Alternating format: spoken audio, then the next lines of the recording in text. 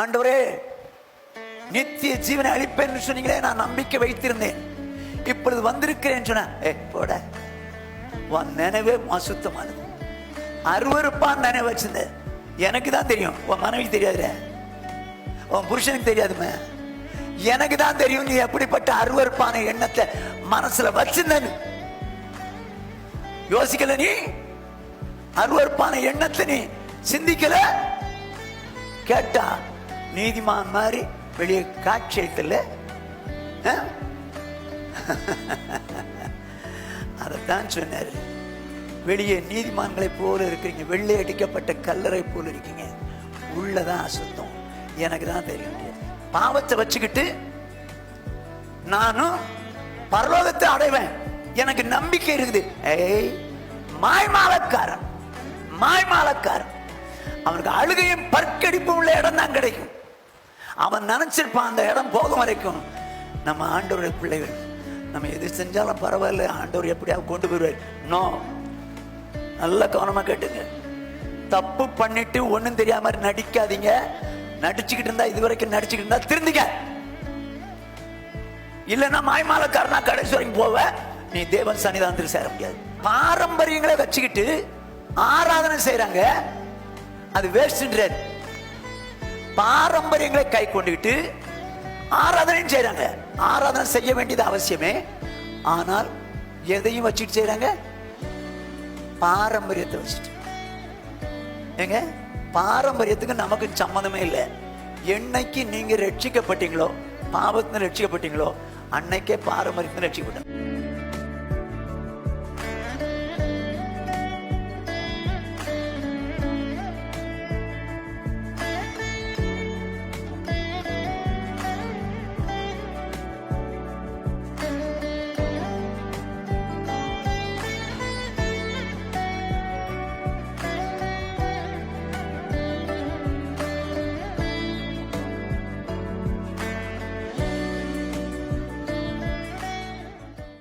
நேசிக்கிற எங்கள் மகா பரிசுத்தமுள்ள எங்கள் பரலோக பிதாவே, உம்முடைய பரிசுத்தமுள்ள நாமத்தை வாழ்த்தி ஸ்தோத்திரிக்கிறோம். கிருபை இரக்கமுள்ள தேவனே ஸ்தோத்திரிக்கிறோம். தேவனே, இப்பொழுதும் வந்திருக்கிற என்னோடும் எங்களோடும் பேசுவீராக. உம்முடைய வசனங்களை கேட்பதற்கு உணர்வுதாரும், வாழ்வதற்கு கிருபைதார். இயேசு கிறிஸ்துவின் இன்ப நாமத்தில் பிதாவே, ஆமென். கர்த்தருக்கு மகிமை உண்டாகட்டும். பிரசங்கியின் புஸ்தகம் 12வது அதிகாரம் 10வது வசனம். இதமான வார்த்தைகளை கண்டுபிடிக்க பிரசங்கி வகை தேடினான். எழுதின வாக்கியங்கள் செவ்வையும் சத்தியமும் ஆனவைகள். இதமான வார்த்தைகளை கண்டுபிடிக்க பிரசங்கி வகை தேடினானா அப்படின்னு அர்த்தம் என்ன? ஜனங்களுக்கு இதமான வார்த்தைகளை பேசணும் அப்படின்னு சொல்லி கண்டுபிடிக்கிறதுக்கு பிரசங்கி வகை தேடினானா. இந்த எவாஞ்சலிஸ்ட் இருக்காங்க, இல்லை ஆசீர்வாதத்தை கூறுற ஊழியக்காரங்க இருக்காங்க. எதமான வார்த்தையை எப்படா சொல்லலாம், இவங்களுக்கு ஆசீர்வதிக்கப்பட்ட வார்த்தையை சொல்லலாமா அப்படின்னு சொல்லி எதமான வார்த்தைகளை தேடுவாங்களாம். கொஞ்சம் புரிஞ்சுக்கங்க, எதமான வார்த்தைகளை தேடுவாங்களாம். யாரு? பிரசங்கி. எழுதின வாக்கியம் சத்தியம்தான், அதில் மாற்றம் இல்லை. இவ்வளவு வசனங்கள் இருக்கும்போது எதை தான் தேடுறாங்க? எதமான வார்த்தை, அவங்களுக்கு சந்தோஷமான ஒரு வார்த்தை, மகிழ்ச்சியை கொடுக்குற வார்த்தை, ஆசீர்வாதத்தை உண்டாக்குற வார்த்தை, ஏதாவது கொடுக்க மாட்டாங்களா அப்படின்னு அவங்க நினைக்க, இவங்களாம் பிடிச்சி கொடுத்துட்றாங்களாம். சொல்லிட்டு அடுத்த வசனம் சொல்லுது பாருங்க. அடுத்த வசனம், ஞானிகளின் வாக்கியங்கள் தாற்றுக்கோள்கள் போலவும் சங்க தலைவர்களால் அறையப்பட்ட ஆணிகள் போலவும் இருக்கிறது. ஒரு நிமிஷம். ஞானி பிரசங்கி எதை தந்துடுறான்? எதமான வார்த்தை. ஆசீர்வாதம் வராதா? இவங்களுக்கு ஆசீர்வாதமான வார்த்தை கொடுத்துட மாட்டோமா அப்படின்னு சொல்லி எதமான வார்த்தையை தேடுறானா. ஆனா ஞானிகளின் வாக்கியங்கள் எப்படி இருக்குமா? தாற்றுக்கோள் போலவும் சங்க தலைவர்களால் அறையப்பட்ட ஆணிகள் போலவும் இருக்கிறது. அப்படின்னா என்னங்க இது? தாற்றுக்கோள்னா என்ன தெரியுமா உங்களுக்கு? என்ன, மாடு போகும்போது சரியா போகலைன்னா பின்னால் குச்சி வச்சு குத்துவாங்க. இதுக்கு பேர் தான் தாற்றுக்கோள். ஒழுங்கப்ப அப்படின்னு சொல்லி. இப்போ ஞானிகளின் வார்த்தை தாற்றுக்கோள் போலவும் சங்க தலைவர்களால் அறையப்பட்ட ஆணிகள் போலவும் இருக்கிறது. சரி, சொல்லிட்டு என்ன சொல்றாரு? அவைகள் ஒரே மேய்ப்பனால் அளிக்கப்பட்டது. அடி சரி, அடி. அவைகள் எவைகள்? எதமான வார்த்தைகளும் சரி, ஆணியால் அறையப்பட்ட மாதிரி உள்ள வார்த்தையும் சரி, ரெண்டும் ஒரே மேய்ப்பனால் அருளப்பட்டது. இப்போ எதமான வார்த்தை பேசுறதுக்கு பிரசங்கி வகை தேடுறாங்க. எங்கடா தேடி நான் என்ன வார்த்தை சொல்ல இவங்களுக்கு அப்படின்னு தேடுறான். ஆனால் ஆணிகளால் அறையப்பட்ட மாதிரியும் வார்த்தை உண்டு. யார் சொல்லுவாது? ஞானிகள் சொல்லுவாங்க, ஞானிகள். ஆனால் ரெண்டும் யார் தான் கொடுத்தது?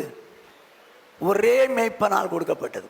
இங்கே கவனிச்சிங்க, என்னை பொறுத்தளவுக்கு நான் சுவிசேஷகனாக இல்லை, நான் ஒரு மேய்ப்பன். ஆகையினால சங்க தலைவர்களால் அறையப்பட்ட ஆணி போல இருக்கும், தாற்றுக்கோல் மாதிரி குத்துற மாதிரி இருக்கும். என்னடா இங்கே வந்தால் இப்படித்தான் பேசுவாரா அப்படின்னு நீங்கள் நினைக்கலாம். இயேசு கிறிஸ்து இடத்துல வந்த சீஷ இடத்துல ஸ்ட்ராங்காக பேசினார், ஆணி அறைகிற மாதிரி பேசினார். அப்படி பேசினால்தான் சீஷர்களிலே அநேகர் இந்த உபதேசத்தை எவன் கேட்பான்? இது கடினமான உபதேசம், யார் இதை கேட்பார்கள் ஓடியே போயிட்டாருங்க. அது யாருடைய வார்த்தையை பேசினார்? இயேசு பிதாவுடைய வார்த்தையை பேசினார். அப்படியே அருமையான சௌரனே நல்ல கேளு, நான் தேவனுடைய வார்த்தையை பேசும்படி வாஞ்சிக்கிறேன். ஆனால் பேசும்போது ஆணி அடித்த மாதிரி இருக்கு. என்னடா இந்த பாஸ்டர் அடின்னு அடிக்கிறீர், இதுதான் அவருக்கு வேலை இல்லையா, கொஞ்சம் தடை கொடுக்குற மாதிரியே கிடையாதா அப்படின்னு நீங்கள் நினைக்கலாம். அது பிரசங்கி வேக தேடலாம். சுவிசேஷர்களும் இல்லை, ஆசீர்வாதத்தை விரும்புகிற ஜனங்களுக்காக விரும்புகிற ஊழியக்காரர்களும் கொடுக்குறவங்க. ஆகவே ரெண்டும் ஆண்டவரால் கொடுக்கப்பட்டது தான். இப்போ உங்களுக்கு எதமான வாக்கு வேணுமா, ஆணி அடித்த மாதிரி வேணுமா?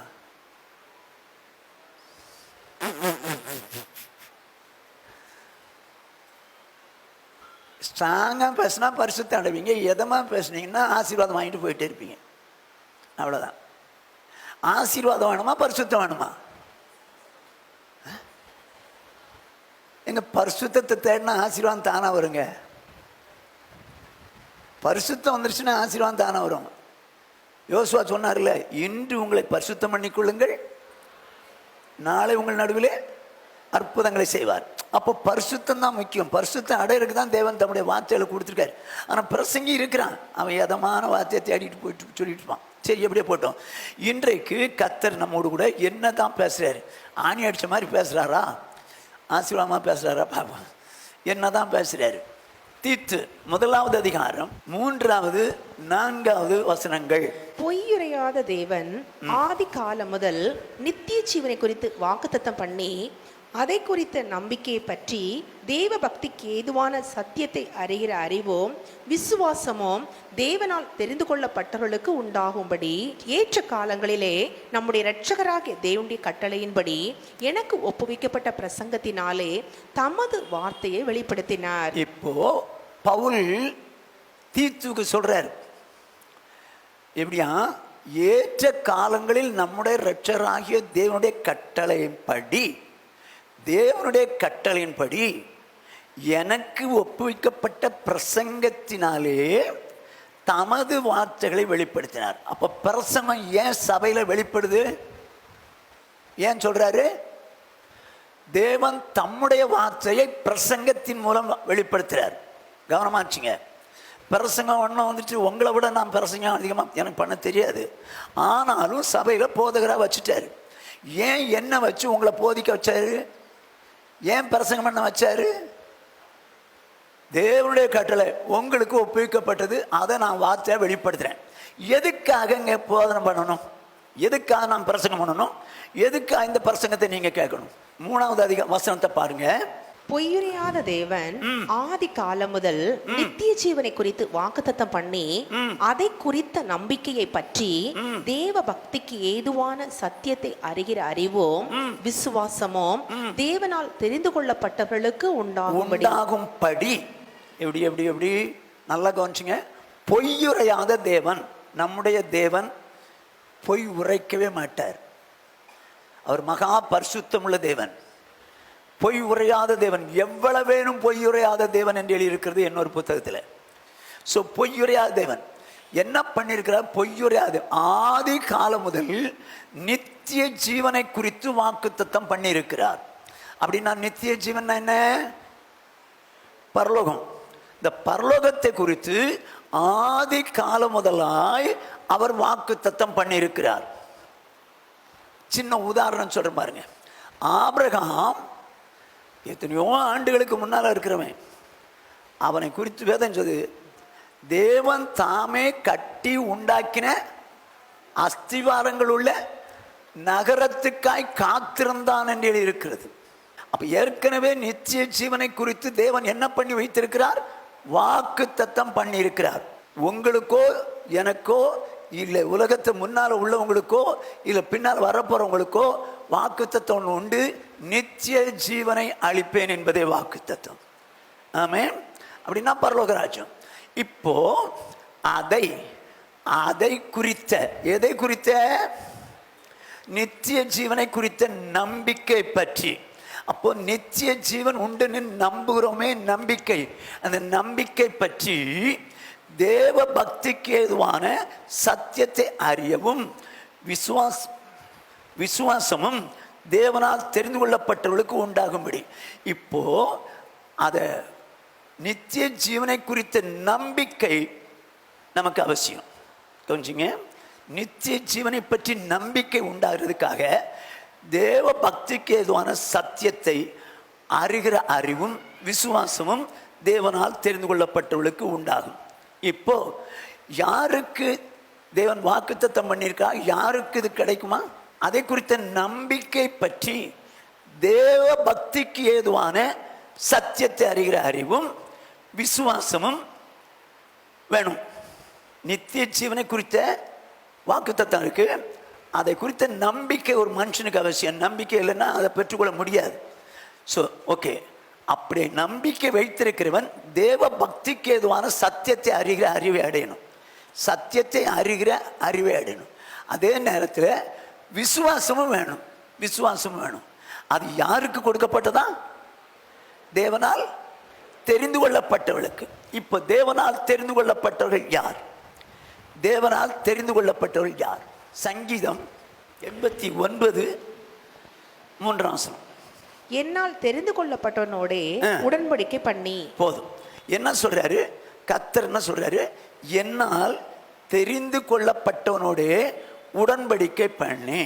அப்போ தேவன் தெரிந்து கொண்டாரா இல்லையா எப்படி கண்டுபிடிக்கலாம்?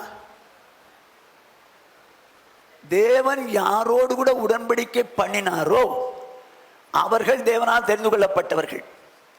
உடன்படிக்கை என்பது என்ன? அதுவும் நமக்கு தெரியும், ஆனாலும் வாசிக்கிறோம். 1 பேதுருவின் புஸ்தகம் 3:21. அதற்கு ஒப்பனையான ஞானஸ்நானமானது மாம்ச அழுக்கை நீக்குதலாயிராமல் தேவனை பற்றும் நல்மனசாட்சியின் உடன்படிக்கையாயிருந்து இப்பொழுது நம்மையும் இயேசு கிறிஸ்துவுடைய உயிர்த்தெழுதலினால் ரட்சிக்கிறது. ஞானஸ்நானமானது மாமிச அழுக்கை நீக்குதலாயிராமல் தேவனை பற்றும் நல் மனசாட்சியின் உடன்படிக்கையாயிருக்குது. அப்ப ஞானஸ்நானம் என்பது என்ன? தேவனை பற்றும் நல்ல மனசாட்சியின் உடன்படிக்கை. அருமையான சௌரனே சௌரியை நல்லா கவனிச்சுக்கோ. தேவனால் தெரிந்து கொள்ளப்பட்டவனோட நான் உடன்படிக்கை பண்ணுவேன். உடன்படிக்கை என்பது என்ன? ஞானஸ்நானம். ஞானஸ்நானம் எப்படி எடுக்கணுமா?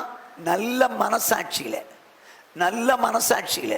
இந்த பாவத்தை வச்சுக்கிட்டே இப்போ நிறைய பெந்தகோஸ்து சபைகளில் போதகர்களாக இருக்கட்டும், இல்லை பெந்தகோஸ்து குடும்பத்தை சார்ந்தவங்களாக இருக்கட்டும், ரட்சிக்கப்பட்டிருக்க மாட்டான், மனமே திரும்பி இருக்க மாட்டான். ஞானஸ்நானம் எடுறா, ஞானஸ்நானம் எடுறா, ஞானஸ்நானம் எடுறான்னு சொல்லி எடுக்க வைக்கிறாங்க. அது தவறானது. அப்படி யாரையும் நீங்கள் அவசரப்படுத்தாதீங்க. ஞானஸ்நானம் முக்கியமே கிடையாது. மனம் திரும்புதல் தான் முக்கியம்.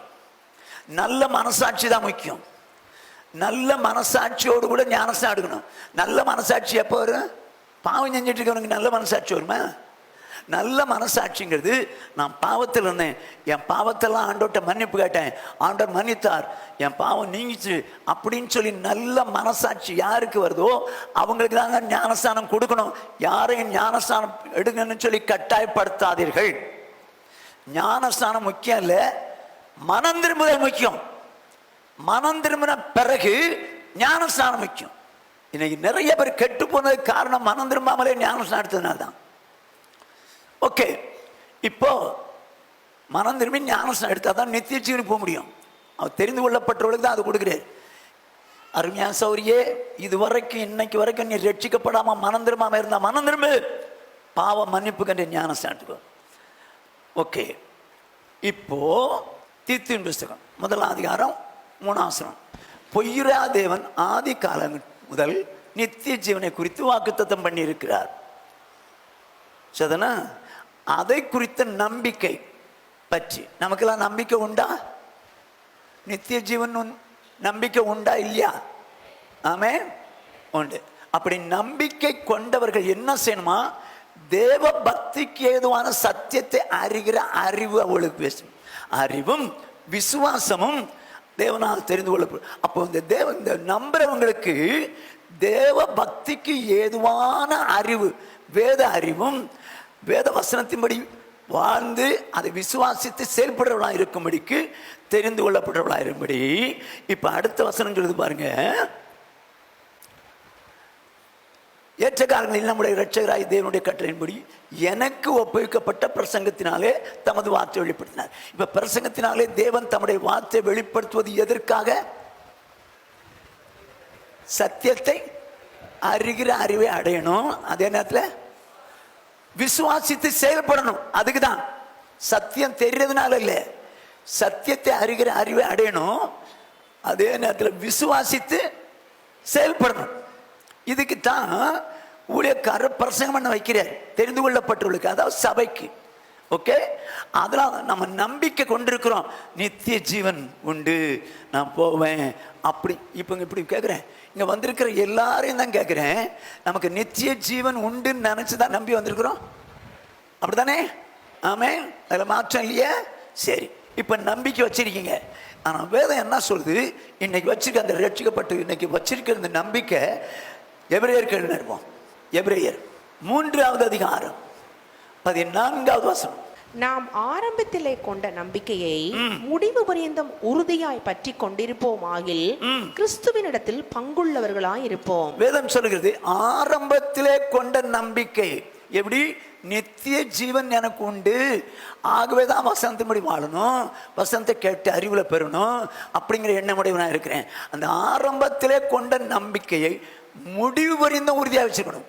சிலர் ரட்சிக்கப்பட்ட புதுசில் ஆண்டவரே நான் நமக்காக தான் வாழ்வேன், இப்படி வாழ்வேன் அப்படி வாழ்வேன்னு சொல்லி வாஞ்சித்து வாழ்ந்தவர்கள் உண்டு உண்டு. ஆனால் எதனால் அப்படி வாழ்ந்தாங்க? நித்திய ஜீவன் உண்டு, பரலோகம் எனக்கு உண்டு, ஆகவே என் ஆண்டவர் எனக்காக உயிரை கொடுத்தார், நான் பரலோகத்துக்கு போறதுக்காக நான் அந்த நம்பிக்கையில உறுதியா இருப்பேன்னு சொல்லி விசுவாசத்தில் உறுதியா இருந்தாங்க. வேதம் என்ன சொல்லுது? ஆரம்பத்திலே கொண்ட நம்பிக்கையை முடிவு பரிந்த உறுதியா வச்சுக்கணும். நான் எப்படினாலும் அந்த நித்திய ஜீவனுக்கு போகணும் அப்படிங்கிற உறுதியோடு கூட வசனத்தில் அறிவுல வரணும், அதே நேரத்தில் விசுவாசித்து செயல்படணும். புரிஞ்சுங்க புரிஞ்சுங்க? சரி, இப்போ வேதம் என்ன சொல்லுது? ஆரம்பத்திலே கொண்ட நம்பிக்கை முழுவதும் உறுதியாய் பற்றி கொண்டு போமானால் என்ன பண்ணியிருப்போம்? கிறிஸ்துவனிடத்தில் அங்கே பங்குள்ளவர்களாக இருப்போம்.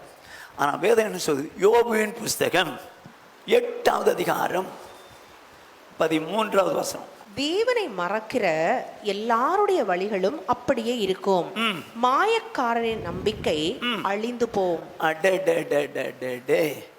இங்க ஒருத்தன் நம்புறான். இந்த நம்பிக்கை வச்சிருக்கவன் எப்படிப்பட்டவனா இருக்கான்?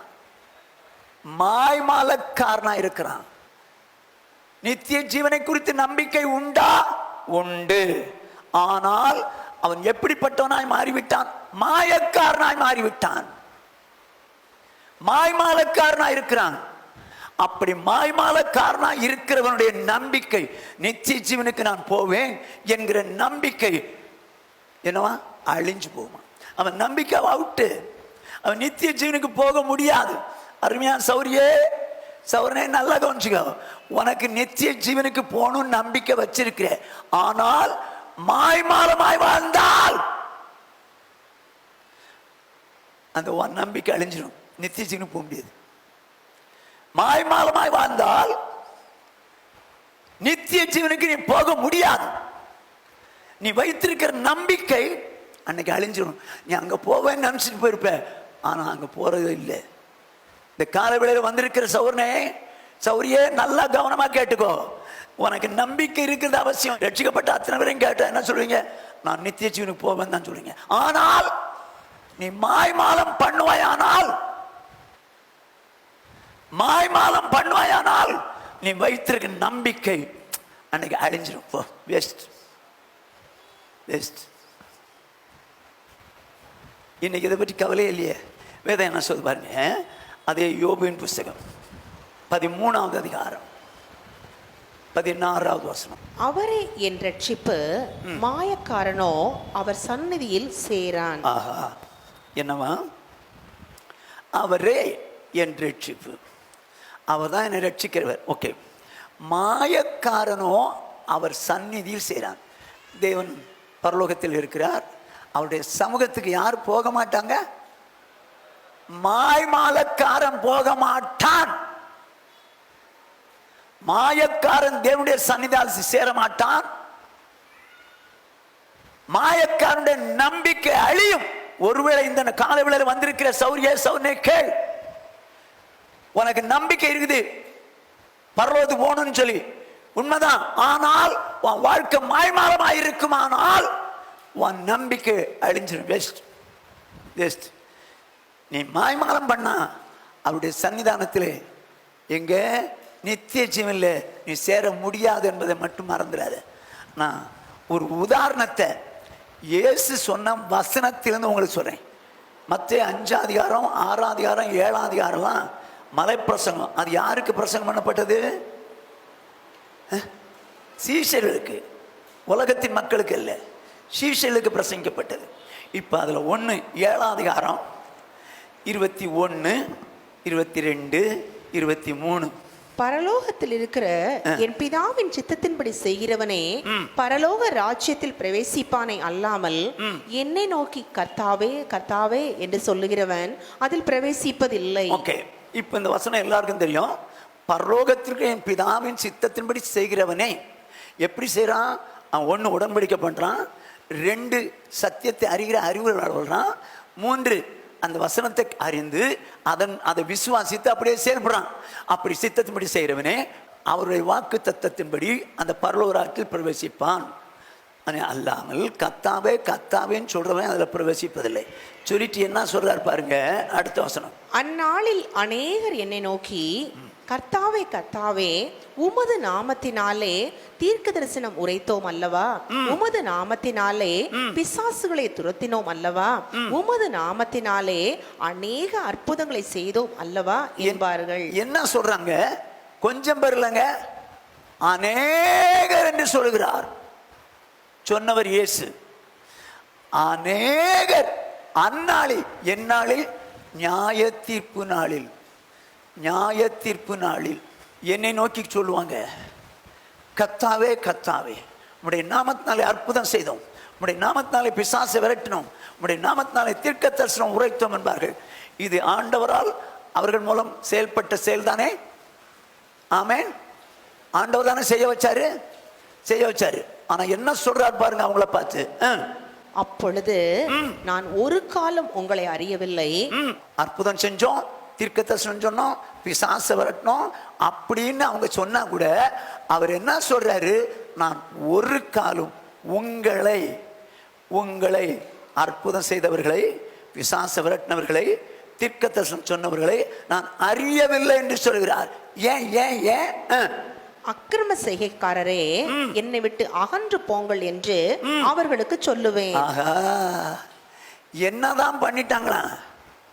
அக்கிரமம் செஞ்சாங்க. யாருங்க?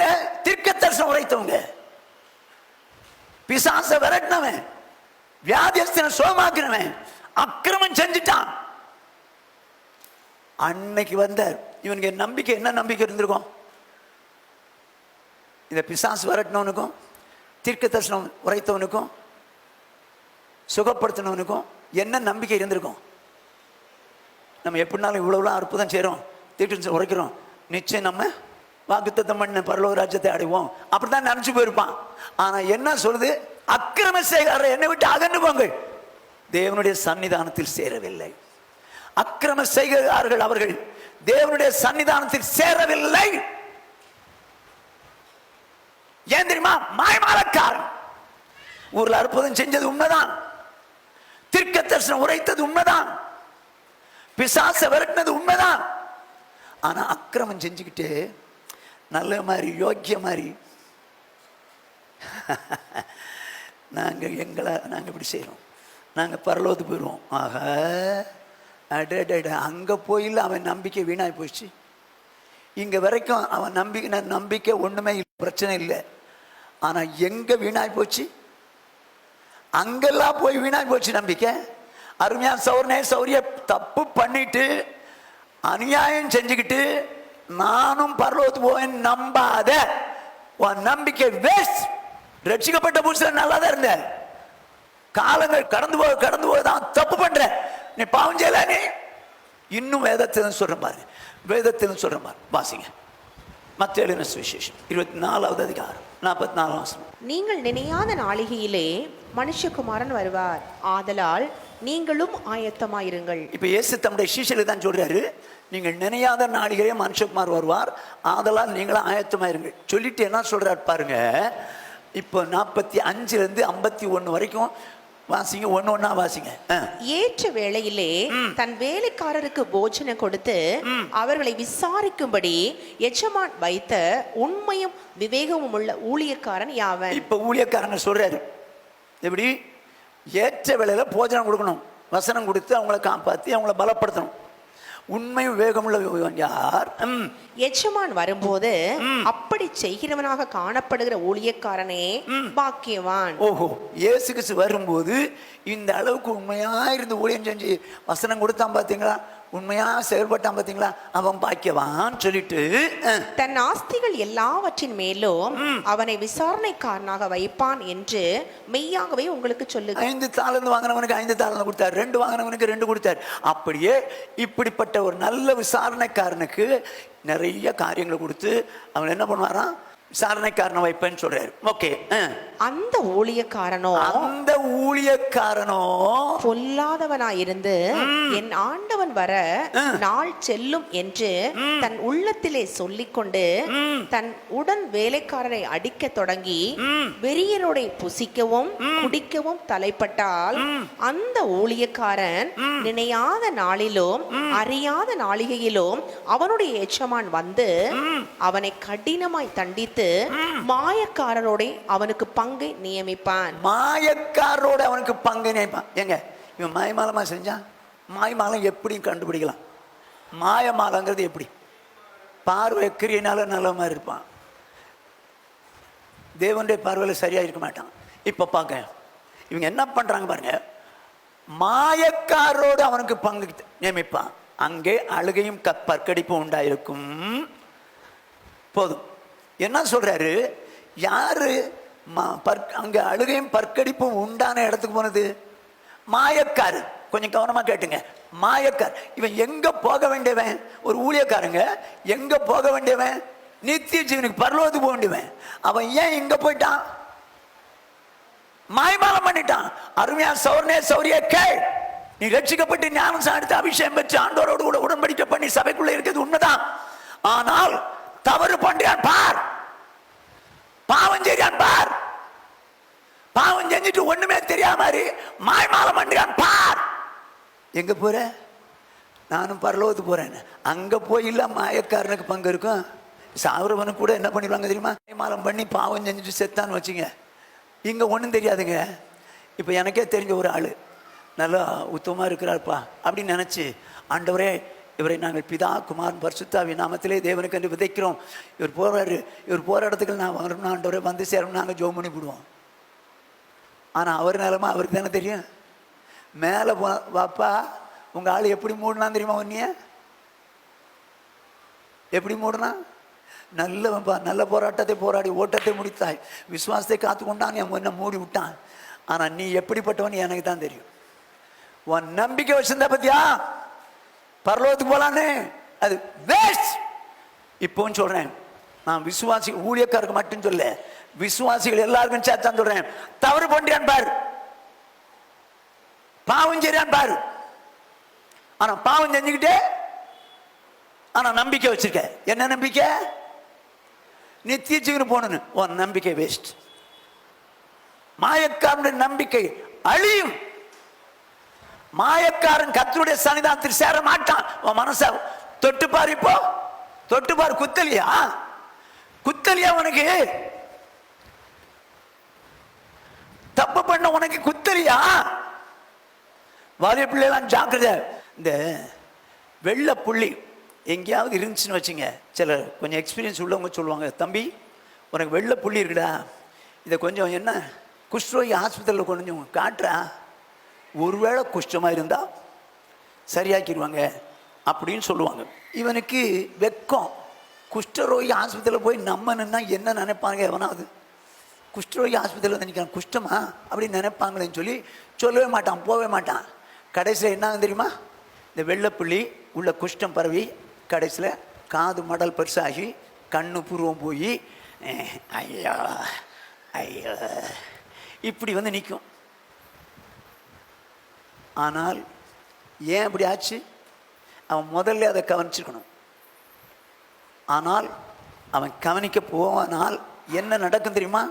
டாக்டர்ஸ் என்ன பண்ணுவாங்க தெரியுமா? இந்த கையில் வெள்ளை புள்ளி இருக்குன்னு வச்சுங்க, டாக்டர்ஸ் உன் கையை இப்படி நீட்டு பாருவாங்க, பின்னால் நீட்டின உடனே ஒரு ஊசியை வச்சு அந்த வெள்ளை புள்ளியில் சுற்றி சுற்றி சுற்றி சுற்றி குத்துவாங்க. குத்த குத்த வலிக்குது சார், வலிக்குது சார், வலிக்குது சார், வலிக்குது சார்மா. கடைசியில் வெள்ளை புள்ளிக்கு வரும். வெள்ளை புள்ளியில் குத்துனா சார் வலிக்கலை சார். அப்போ தான் சொல்லுவார், உனக்கு குஷ்டம் ஆரம்பிச்சிருக்குதுடா. உணர்வு இல்லைன்னா குஷ்டம் ஆரம்பிச்சிருச்சுன்னு வச்சோம். ஆனால் அந்த குஷ்டத்தை சரி பண்ண முடியுமா? ஒரு 3 வருஷத்துக்கு மாத்திரை கொடுப்பாங்க, அது சரியாக போயிடும். ஆனால் அதை நான் அதை வச்சு நம்மளை என்ன நினைப்பாங்க ஏது நினைப்பாங்கன்னு அதை அப்படியே வச்சுருந்தான்னு வச்சுக்க, முழு சரீரம் குஷ்டமாயிடும். சௌரியே, ஒருவேளை இன்னைக்கு உணர்வு இருந்தா திருந்திக்க. நீ உணர்வை விட்டுறாத. கடைசியில் சரீரமெல்லாம் அன்னைக்கு குஷ்டமா மாறினது போல வாழ்க்கையெல்லாம் ஒண்ணு இல்லாம போயிடும். ஜாக்கிரதை. பாவத்தை வச்சுக்கிட்டு நானும் பரலோகத்தை அடைவேன், எனக்கு நம்பிக்கை இருக்குது. ஏய், மாய்மாலக்காரன், மாய்மாலக்காரன். அவனுக்கு அழுகையும் பற்கடிப்பும் உள்ள இடம் தான் கிடைக்கும். அவன் நினைச்சிருப்பான் அந்த இடம் போகும் வரைக்கும் நம்ம ஆண்டவருடைய பிள்ளைகள், நம்ம எது செஞ்சாலும் பரவாயில்ல, ஆண்டவர் எப்படியாவது கொண்டு போயிடுவார். நோ, நல்ல கவனமாக கேட்டுங்க. தப்பு பண்ணிட்டு ஒன்றும் தெரியாம மாதிரி நடிக்காதீங்க. நடிச்சுக்கிட்டு இருந்தா, இது வரைக்கும் நடிச்சுக்கிட்டு இருந்தா திருந்திக்க. இல்லைன்னா மாய்மாலக்காரனா கடைசி வரைக்கும் போவ, நீ தேவன் சன்னிதானத்தில் சேர முடியாது. ஒன்று. ரெண்டாவது, மாயக்காரன் யார்? வாசிங்க மத்தேயு எழுதின சுவிசேஷம் 23வது அதிகாரம் 27வது 28வது வசனம். மாயக்காரராகிய வேதபாரகரே, பரிசேயரே, உங்களுக்கு ஐயோ. ஒரு நிமிஷம். ஏங்க, இவர் வேதபாரகரே பரிசேயரே உங்களுக்கு ஐயோன்னு ஏன் சொல்லியிருக்க கூடாது? வேதபாரகரே பரிசேயரே உங்களுக்கு ஐயோன்னு ஏன் சொல்லியிருக்க கூடாது?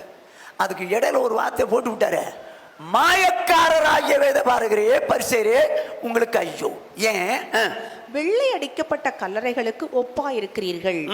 அவைகள் புறம்பே அலங்காரமாய் காணப்படும், உள்ளேயோ மரித்தவர்களின் எலும்புகளினாலும் சகல அசுத்தத்தினாலும் நிறைந்திருக்கும். என்ன சொல்றாரு ஆண்டவர்? வெள்ளை அடிக்கப்பட்ட கல்லறை மாதிரி இருக்கீங்க, வெளியே வெள்ளையா தெரியுது, உள்ளே அசுத்தத்தினால அருவப்பினால அது நிறைஞ்சிருக்குது. ஆகையினால்தான் மாயக்காரன் சொல்லிட்டார். இப்ப பாருங்க அவங்களை குறித்து என்ன சொல்றாரு பாருங்க. அடுத்த வசனம். அப்படியே நீங்களும் மனுஷருக்கு நீதிமான்கள் என்று புறம்பே காணப்படுகிறீர்கள், உள்ளத்திலோ மாயத்தினாலும் அக்கிரமத்தினாலும் நிறைந்திருக்கிறீர்கள். வேதம் சொல்றது கவனிச்சுங்க அருமையானவர்களே. ஏன் மாயக்காரன் சொன்னா தெரியுமா? வேதபாரகரே பரிசேயரே உங்களுக்கு ஐயோன்னு சொல்ல, மாயக்காரராக வேதபாரகரே. ஏன்? நீங்களும் மனுஷருக்கு முன்பா நீதிமானுங்க என்று புறம்பே காணப்படுகிறீர்கள். வெளியே நீதிமான் மாதிரி காட்ட, ஆனா அவன் உள்ளத்துல மாய்மாலமும் அக்கிரமும் இருக்குன்றார். உள்ளத்தை பார்க்கிறவ கத்தர். அருமையான சௌரனே சௌரனே சௌரிய கேள், உன் உள்ளத்துல அசுத்தமான எண்ணம் இருக்குமானால் வெளியே நீதிமான் தான், நீதிமான காட்டுறது உண்மைதான். ஆனால் தேவன் பார்வையில நீ யார் தெரியுமா? மாயக்காரன். சௌரியே, உன் எண்ணத்தை உன் புருஷன் பார்க்க முடியாது. சௌரனே, உன் எண்ணத்தை உன் மனைவி பார்க்க முடியாது. பிள்ளைகளே, உங்க எண்ணத்தை உங்க பெற்றோர் பார்க்க முடியாது. ஆனா மேல உள்ள கர்த்தர் பார்க்கிறவர். ஜாக்கிரதை, அதுல என்ன எழுதிருக்கார்? அக்கிரமத்தினாலும் உங்கள் இருதயம் நிறைஞ்சு இருக்கின்றார். அப்படின்னா உள்ளத்துல அசுத்தமான எண்ணத்தை வச்சுக்கிட்டு நீதிமான் போல காட்டுறது. இவன் பாவம் செய்யறானா? பாவம் செஞ்ச மாதிரி தெரியல. அக்கிரமமும் பாவமும் உள்ள இருக்கு. அசுத்தமான எண்ணம் உள்ள வருதுங்க. ஏங்க, அசுத்தமான எண்ணத்தை ஒரு நாளும் ஒரு விசுவாசி நினைக்க மாட்டான். ஆனா ஏன் வருதுன்னு சொல்லுங்க. ஒரு பாவமான அசுத்தமான ஒரு எண்ணம் உங்க உள்ளத்துல வருது. ஏன் வந்தது? நீங்களா நினைச்சீங்க? ஏன் வந்தது? எங்க சாத்தாங்க, சாத்தான் இருதயத்துல அசுத்தமானதை தூண்டுவாங்க. அசுத்தமானதை தூண்டுவான். இப்ப நீங்க தூண்டும் போதே அந்த அசுத்த எண்ணத்தை நீங்க அடிச்சு காலி பண்ணிட்டீங்கன்னு வச்சுங்க, யூ ஆர் ரைட். அசுத்தமானதை தூண்டும் போது அந்த எண்ணத்தை வச்சு அனலைஸ் பண்ணி, ஏங்க அது உங்களுக்கும் எனக்கு வேண்டிய எண்ணம் இல்லை, அது அசுத்தமான எண்ணம். அந்த எண்ணத்தை போய் தியானிக்கிறீங்களே, எப்படி சாரிங்க? அந்த எண்ணத்தை வச்சுக்கிட்டு நானும் ஒரிஜினல் தேவனுடைய பிள்ளை, நானும் ஒரிஜினல் தேவனுடைய பிள்ளை, நான் நம்பிக்கை வச்சிருக்கிறேன், எப்படினாலும் பரலோகத்துக்கு போயிடுவேன், நான் நம்பிக்கை வச்சிருக்கிறேன், வசனம் கேட்கிறேன், நான் நம்பிக்கை. நோ! உன் உள்ளத்துக்குள்ள அசுத்தமான எண்ணத்தை வச்சுக்கிட்டே, அசுத்தமான அருவருப்பான எண்ணத்தை வச்சுக்கிட்டே நானும் தேவனுடைய பிள்ளை தான், எங்க பரலோகத்துக்கு போயிடுவேன் நம்பிக்கை கொண்டிருப்பாயானால் உன் நம்பிக்கை வீணாயிருக்கும். வேதம் சொல்லுது, மாயக்காரனுடைய நம்பிக்கை அழியும். உன் நம்பிக்கை அழிஞ்சிடும். நீ தேவனுடைய சன்னிதானத்தில் சேர முடியாது. இப்ப யோசிச்சு பாரு, உனக்கு மனசுக்குள்ள அசுத்தமான எண்ணம் வரும்போது என்ன செய்வேன்? என்ன செய்வேன்? எண்ணம் நீங்க நினைக்கல, நீங்க நினைக்கல, தானாவே இயற்கையாவே சாத்தான் உங்களை தூண்டுறான் எண்ணத்தை. இப்ப பாருங்களேன், ஒரு சங்கீதம் 36:4. அவன் தன் படுக்கையின் மேல் அக்கிரமத்தை யோசித்து நல்லதல்லாத வழியிலே நிலைத்து பொல்லாப்பை வெறுக்காதிருக்கிறான். தன் படுக்கையிலே அக்கிரமத்தை யோசிக்கிறான். இந்த யோசனையில அக்கிரமம் வந்துருச்சுது. வந்த போது நல்லதல்லாத வழியில அவன் நிறுத்திட்டான். அந்த யோசனை வருது, தேவையில்லாத நல்லதல்லாத வழி. அதுல அவன் நினைவு நின்று போச்சு. அவன் என்ன செய்யாத பொல்லாப்பை வெறுக்கவில்லை.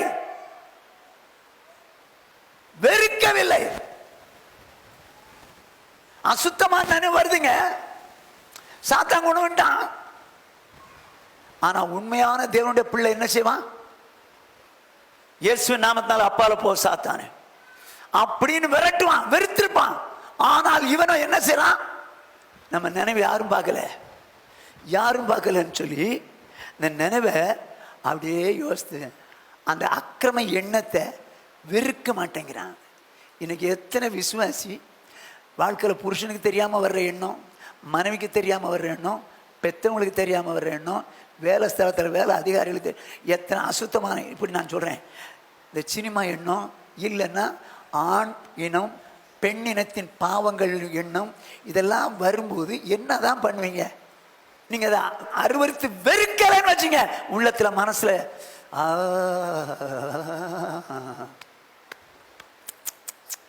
அப்படின்னு சொல்லி நீங்க தியானம் கொண்டு நீங்க அதை உள்ளத்துல வெறுக்காம அப்படியே வச்சிருந்தீங்கன்னா நீங்க அருவருப்பான மாயக்காரர். ஆனா நீதிமான்,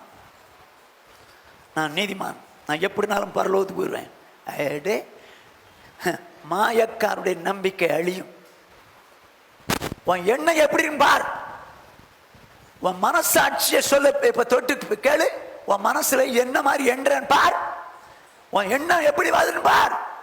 நான் எண்ணம், தீமையான எண்ணம் வர்றது தப்புன்னு நான் சொல்ல வரல, அது சாத்தான் கொண்டு வரும். ஆனா அந்த வரும்போதே என்ன செஞ்சிடணும்? அதை அடிச்சு காலி பண்ணிடணும். அடிச்சு காலி பண்ண அது திரும்ப திரும்ப வரும். அந்த எண்ணம் திரும்ப திரும்ப வரும். சின்ன உதாரணம் சொல்றேன். ஒரு டம்ளர்ல ஃபுல்லா தண்ணி, ஒரு ஐஸ் கியூபை போடுறோம். ஐஸ் கியூப் இந்த கட்டியை போட்டால் முழுசும் உள்ளே போகாது. இவ்வளோ உள்ளே போய் இவ்வளோ வெளியே தெரியும். இவ்வளோ வெளியே தெரியும். நீங்கள் இந்த டிப்பை மட்டும் உடச்சிட்டிங்கன்னு வச்சுங்க, என்ன பண்ணும்? அடுத்தாப்பில் இந்த ஐஸ் கியூப் மேலே வரும். மேலே வரும்போது கொஞ்சம் தான் தெரியும். முழுசும் தெரிஞ்சால் தூக்கி தூர போட்டுடலாம். கொஞ்சம் தான் தெரியும். உடனே திரும்ப உடைக்கிறீங்க, திரும்பவும் மேலே வரும். திரும்பவும் உடைக்கிறீங்க, திரும்பவும் மேலே வரும். இப்போ ஒரு நாளில் உடைக்க உடைக்க உடைக்க உடைக்க ஒரு நாளில் ஐஸ் கியூபே இல்லையே. அருமையா சௌரியே, அசுத்தமான எண்ணத்தை சாத்தான் கொண்டு வரும்போதே இயேசுவின் நாமத்தால போய் இயேசு நாமத்தால வெறுக்கிறேன்னு சொல்லி அந்த எண்ணத்தை நீ அடிச்சு காலி பண்ணுவாயானால் நீ தேவனுடைய பார்வையிலே உன் நம்பிக்கை வீணாய் மாறவே மாறாது. பரலோகத்தை செய்யலாம். ஆனால் அசுத்தமான எண்ணத்தை வச்சுக்கிட்டு, அருவருப்பான எண்ணத்தை வச்சுக்கிட்டு யாருக்கும் தெரியாது வாழ்ற வச்சுக்கோ. கடைசியில் பரலோகத்துக்கு போய் அங்கே போய் உன் நம்பிக்கை வேஸ்ட் ஆயிருமே. ஐயோ ஐயோ ஐயோ. வேதம் சொல்லுது, வாசிங்க. லூக்காளுன சுவிசேஷம் 16வது அதிகாரம் 15வது வசனம். அவர் அவர்களை நோக்கி, நீங்கள் மனுஷர் முன்பாக உங்களை நீதிமான்களாக காட்டுகிறீர்கள், தேவனோ உங்கள் இருதயங்களை அறிந்திருக்கிறார். மனுஷருக்குள்ளே மேன்மையாக எண்ணப்படுகிறது, தேவனுக்கு முன்பாக அருவருப்பா இருக்கிறது. ஆண்டவர் சொல்றாரு, மனுஷருக்கு முன்பாக உங்களை நீதிமான் தான் காட்டுறீங்க. இன்னைக்கு எல்லாரும் ரட்சிக்கப்பட்ட நம்ம எல்லாரும் நீதிமான் மாதிரி தான் எல்லாரும் காட்டுறோம். ஆனால் ஆண்டவர் சொல்றாரு, தேவனோ உங்கள் இருதயங்களை அறிந்திருக்கிறார். மனுஷருக்குள்ளே மேன்மையாக எண்ணப்படுவது, நான் சூப்பர் விசுவாசி அப்படின்னு எண்ணப்படுவது கர்த்தருக்கு முன்பாக அருவருப்பு. ஏன்? உங்கள் இருதயங்களை தேவன் அறிந்திருக்கிறார். உன் இருதயம் எப்படின்னு எனக்குலாம் தெரியும். உன் இருதய நினைவு எப்படின்னு எனக்குலாம் தெரியும். ஆனா சூப்பர் மேன் மாதிரி சூப்பர் லேடி மாதிரி எல்லாருக்கும் மத்தியில் காட்சி அளிக்கிறியே, நீ யாருன்னு எனக்கெல்லாம் தெரியும். உன் இருதயத்தின் நினைவச்சு நான் சொல்லுவேன். நினைவை அசுத்தமா வச்சு அங்க போலாமா, நான் பரலோகத்துக்கு போயிருவேன். எப்படிப்பா போவேன்? எப்படி போவ? மாயக்காரனுடைய நம்பிக்கை அழியும். மாயக்காரன் தேவனுடைய சன்னிதானத்தில் சேர மாட்டான். ஆமா, நம்ம நினைக்கிறோமே இந்த நினைவெல்லாம் அத்தோட முடிஞ்சிடுன்றீங்களா? பிரசங்கியின் புஸ்தகம் 3வது அதிகாரம் 17ஆம் வசனம். சகல எண்ணங்களையும் சகல செய்கைகளையும் நியாயத்திற்கு காலம் இனி இருக்கிறபடியால் சன்மார்க்கனையும் துன்மார்க்கனையும் தேவன் நியாயம் தீர்ப்பார் என்று என் உள்ளத்தில் எண்ணினேன். இப்ப என்னமா கவனமா கேட்டுங்க. இப்ப நியாய தீர்ப்பு எதுக்கெல்லாம் உண்டு? சகல எண்ணங்களுக்கும் செய்கைகளுக்கும். நம்ம செய்யறது சூப்பர் செய்கையா இருக்கும். 4 பேருக்கு மத்தியில் தப்பா நம்மளை நினைச்சக்கூடாது. நம்ம செய்யற செயல் தப்பா இல்லாம ரைட்டா இருக்க மாதிரி தெரியும். ஆனால் சகல எண்ணங்களுக்கும் நியாய தீர்ப்பு உண்டு. உன் எண்ணத்தை கொஞ்சம் யோசித்து பார். உன் எண்ணத்தை கொஞ்சம் யோசித்து பார். நீ என்ற எண்ணம் யாருக்கும் தெரியாதுப்பா. ஏமா, யாருக்கும் தெரியாது. தவறான எண்ணத்தை கொண்டிருக்கிறது ஒன்ன தவிர வேற யாருக்கும் தெரியாது. நீ அதை நினைச்சு அப்படியே லைட்டா அப்படி நிக்காத. தேவையில்லாத எண்ணம் வந்தோடனே போய் இயேசு நாமத்தால போய் இயேசு நாமத்தால அடிச்சு காலி பண்ணா நீ மாயக்காரன் இல்ல, நீ உத்தமன். ஆனால் அசுத்தமான எண்ணங்களை நல்லா தியானிச்சுட்டு வெளியே பார்த்தா இந்த பூனையும் பால் குடிக்குமோங்கிற மாதிரி நான் விசுவாசி அப்படின்னு நீ செஞ்சன்னா நீ யார் தெரியுமா? மாயக்காரன். மாயக்காரன். ஆதியாகமம் 6வது அதிகாரம் 5வது வசனம். மனுஷனுடைய அக்கிரமம் பூமியிலே பெருகினது என்றும் அவன் இருதயத்து நினைவுகளின் தோற்றம் எல்லாம் நித்தமும் பொல்லாதது என்றும் கர்த்தர் கண்டார். எங்க செய்கையை பார்க்கலாங்க. ஆனா ஆண்டவர் இருதயத்தின் நினைவுகளின் தோற்றம் எல்லாம் நித்தமும் பொல்லாத என்று கர்த்தர் கண்டார். பொல்லாத நினைவை கர்த்தர் காண்கிறவர். அவருக்கு முன்னால் தான் போய் நிற்கணும். நீ எப்படி? ஆண்டவரே நித்திய ஜீவனை அளிப்பேன்னு சொன்னீங்களே, நான் நம்பிக்கை வைத்திருந்தேன், இப்பொழுது வந்திருக்கிறேன்னு சொன்ன, போட, உன் நினைவே அசுத்தமானது, அருவருப்பான் நினைவு வச்சிருந்த. எனக்கு தான் தெரியும், உன் மனைவிக்கு தெரியாதுற, உன் புருஷனுக்கு தெரியாதுமே, எனக்கு தான் தெரியும் நீ எப்படிப்பட்ட அருவருப்பான எண்ணத்தை மனசுல வச்சிருந்தேன்னு. யோசிக்கல, நீ அருவருப்பான எண்ணத்தை நீ சிந்திக்கல. கேட்டா நீதிமான் மாதிரி வெளியே காட்சி அளித்தல. அதைத்தான் சொன்னாரு, வெளியே நீதிமான்களை போல இருக்கிறீங்க, வெள்ளை அடிக்கப்பட்ட கல்லறை போல இருக்கீங்க, உள்ளதான் அசுத்தம், எனக்கு தான் தெரியும். ஸோ மாயக்கார், முதலாவது மாயக்காரன் யார்? பாவம் செஞ்சுட்டு நீதிமான் மாதிரி வாழ்றது. ரெண்டாவது, பாவமான எண்ணங்களை மனசுல வச்சுக்கிட்டு, அசுத்த எண்ணங்களை மனசுல வச்சுக்கிட்டு நீதிமான் மாதிரி காட்சி அளிக்கிறது. மூன்றாவதாக மத்தேயு சுவிசேஷம் 15வது அதிகாரம் 6-9. உங்கள் பாரம்பரியத்தினாலே தேவனுடைய கற்பனை அவமாக்கி வருகிறீர்கள். என்ன சொல்றான்னு கவனிச்சுங்க. உங்கள் பாரம்பரியத்தினாலே தேவனுடைய கற்பனையை அவமாக்கி வருகிறீர்கள். மாயக்காரரே.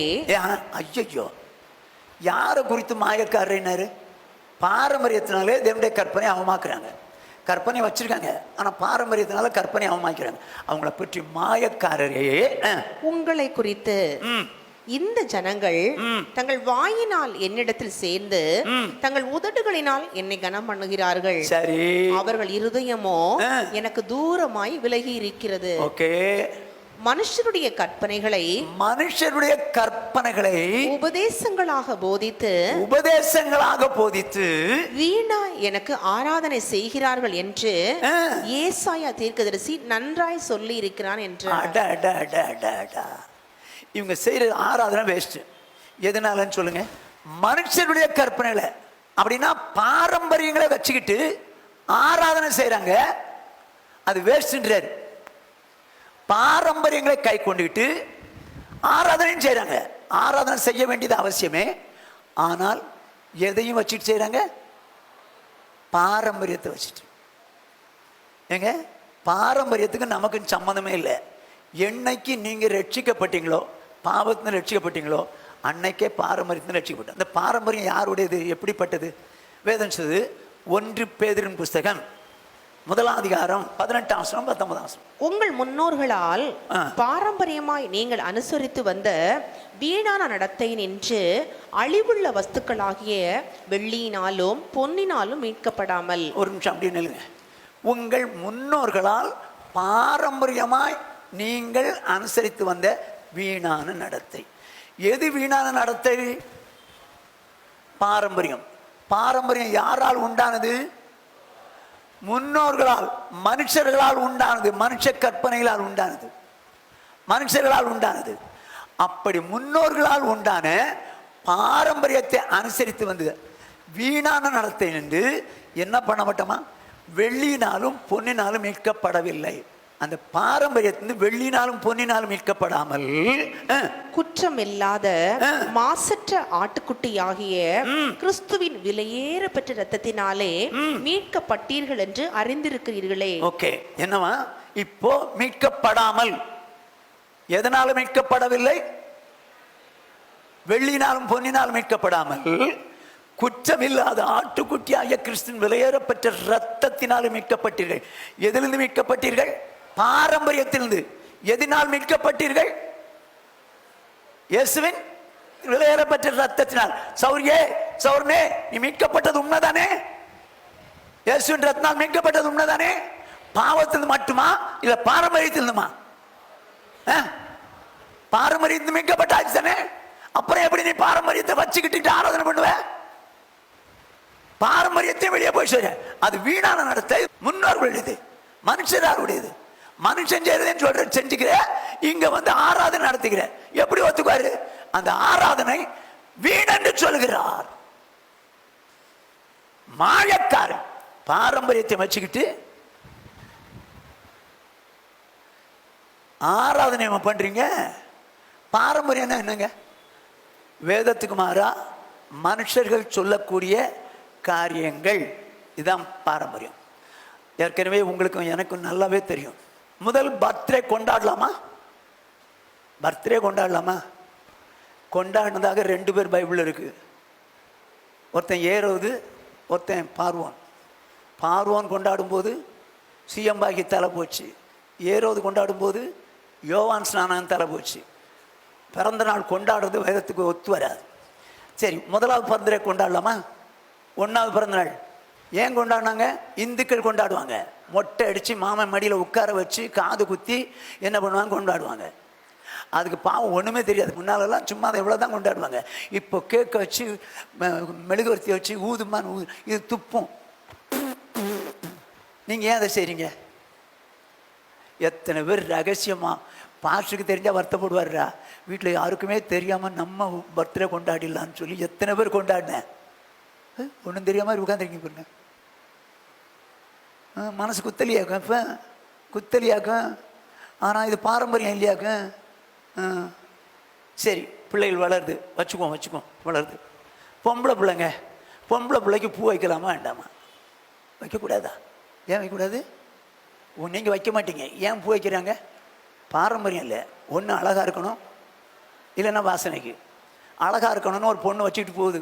அங்கேருந்து ஒருத்தன் எத்தாப்பில் வரான், ஓய் சோ பியூட்டிமா அப்படின்றான். போடா, யாரை பார்த்து சொல்கிற? அழகாக இருக்கணும் தானே வச்ச, உனக்கு அழகாக இருக்கணும் இல்லை, எனக்கு வாசனைக்கு வச்சேன். அப்படியா, வாசனைக்கா வச்ச? அப்போ நான் பின்னால் வரேன். என்னடா மோந்துக்கிட்டு வர? வாசனைக்கு தானே வச்ச, உனக்கு வாசனை இல்லைடா, எனக்கு வாசனைக்கு. அப்போ முன்னால் போட்டுக்க. சரி வச்சுக்குவோம். அவளுக்கு கல்யாணம் ஆயிடுச்சு, 2 புள்ள பிறந்து போச்சு. இப்போ புருஷன் சேர்த்துட்டான். ஏன் பூவை கலத்த சொல்ற? ஏன் பூவை கலத்த சொல்ற?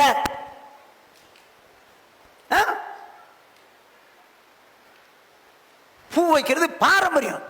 எத்தனை விசுவாசி இங்க வரும்போது பூவை கலத்தி போட்டு வெளியே போகும்போது கல்யாணத்துக்கு போகும்போது 2 இணுக்கு வச்சுக்கோ.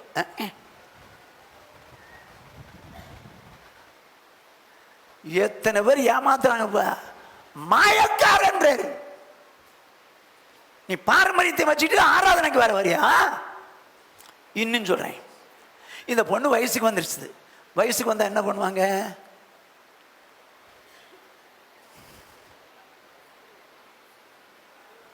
சடங்கு வைப்பாங்க.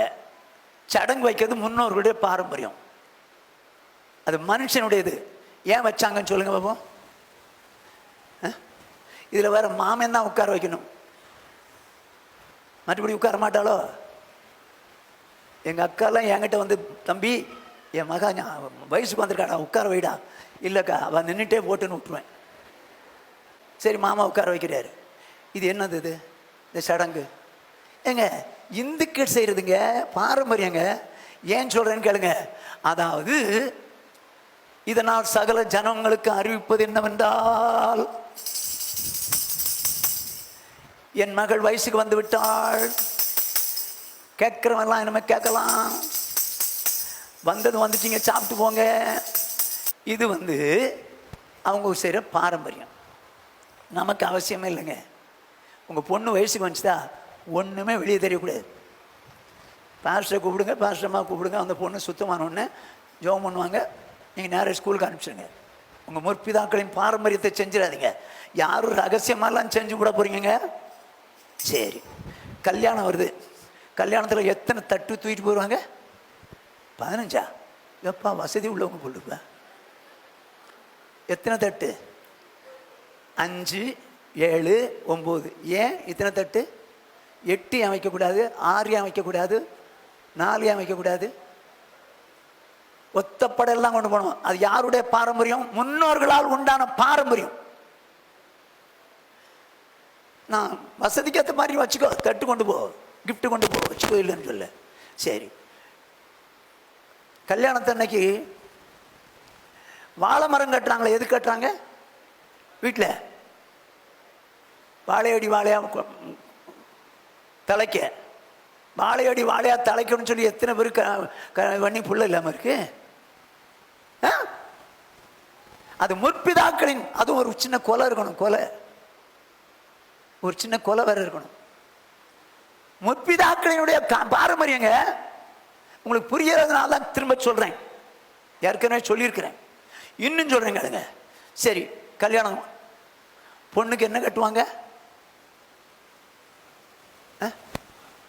தாலி கட்டுவாங்க. எதுக்கு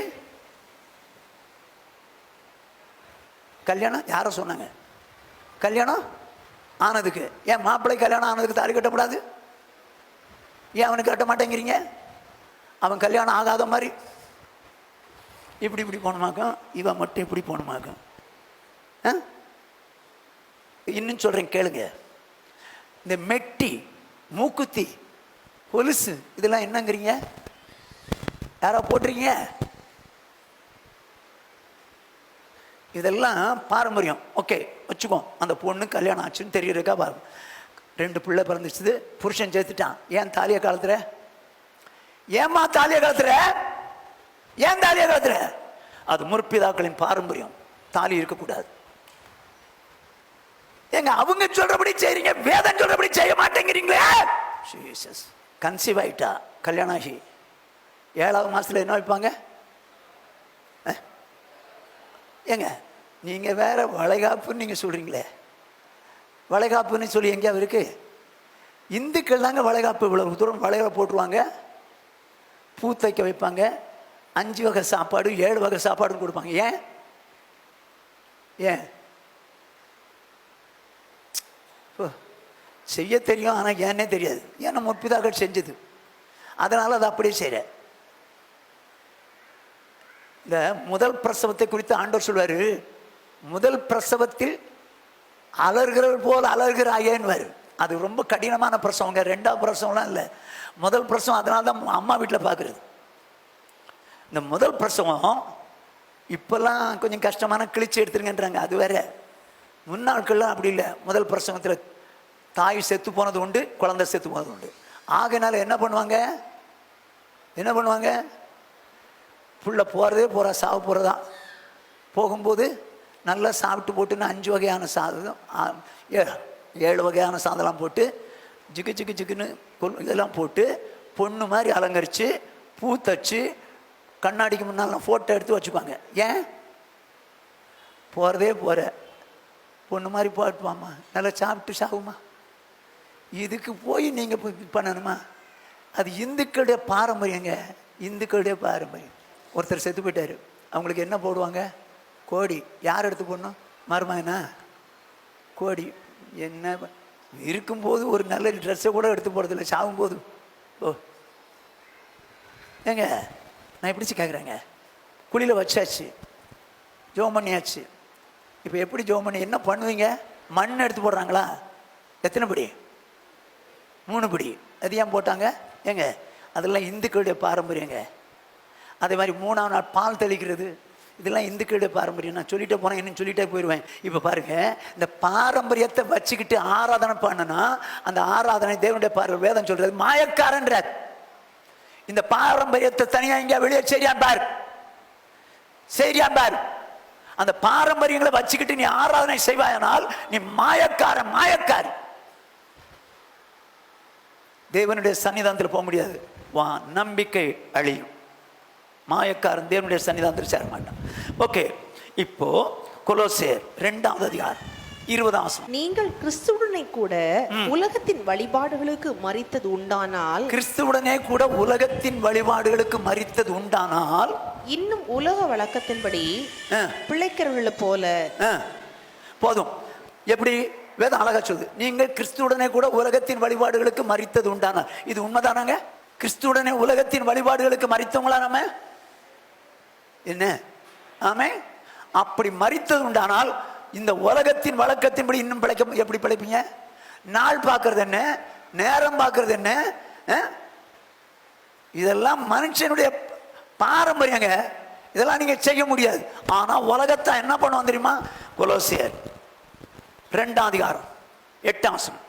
லௌகிக ஞானத்தினாலும் மாயமான தந்திரத்தினாலும் ஒருவனும் உங்களை கொள்ளை கொண்டு போகாதபடிக்கு எச்சரிக்கையாயிருங்கள். என்னவா? ஒருவனும் உங்களை கொள்ளை கொண்டு போகாதபடிக்கு எச்சரிக்கையா இருங்க. எப்படி கொள்ளை கொண்டு போறான்? லௌகிக ஞானம், உலக ஞானத்தினாலும் மாயமான தந்திரத்தினாலும் ஒருவனை உங்களை கொள்ளை கொண்டு போய் எச்சரிக்கார்கள். அது மனுஷர்களின் பாரம்பரிய நியாயத்தையும், அது மனுஷர்களின் பாரம்பரிய நியாயத்தை, உலக வழிபாடுகளையும் பற்றினதே அல்லாமல் கிறிஸ்துவை பற்றினது அல்ல. அப்படின்னா என்ன தெரியுமா? கவனமா கேட்டுங்க. அப்படின்னா லௌகிக ஞானத்தில் சொல்றான். என்ன சொல்றான்? எப்பா கல்யாணம் நடத்தினா வளர்ப்புறையில் நீ கல்யாணம் நடத்துவ அப்படின்னா நீ என்ன பண்ணிட்டுவ? வளர்ந்துக்கிட்டே வருவேன். இது ஜனங்கள் சொல்றதுப்பா. அதனால வளர்ப்புறையில் கல்யாணம் நடத்து அப்படின்னு நம்மகிட்ட சொல்லுவாங்க. ஆனால் அது என்ன ஞானம்? லௌகிக ஞானம், மாயமான தந்திரம். உங்களை வந்துட்டு என்ன பண்ணுறான்?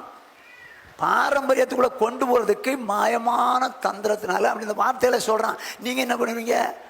கரெக்ட் தானேப்பா, அவன் சொல்கிறது உலக பிரகாரமாக பார்க்கும்போது சரியாக தானே இருக்குது, சரியாக தான் இருக்கும். அது லௌகிகமானது, மாயமானது.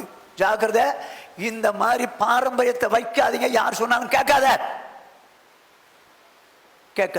ஏன்னா நீங்கள் கிறிஸ்துவுடனே கூட உலகத்தின் வழிபாடுகளுக்கு மரித்து விட்டோம். இயேசுவின் ரத்தத்தினால பாரம்பரியங்களுக்கு நீங்களாயிட்டோம். ஓகே, 3 4 5 டக்குன்னு சொல்லி முடிக்கிறேன். 1, எப்படி ஒரு மனுஷன் மாய்மாலம் பண்றான்? பாவம் செஞ்சுட்டு நீதிமான் மாதிரி காட்டுறான். 2, இருதயத்தில் அக்கிரம சிந்தைகளை வைத்து கொண்டே இருக்கிறான், ஆனால் அவன் நீதிமான் மாதிரி வெளியே காமிச்சுக்கிறான்.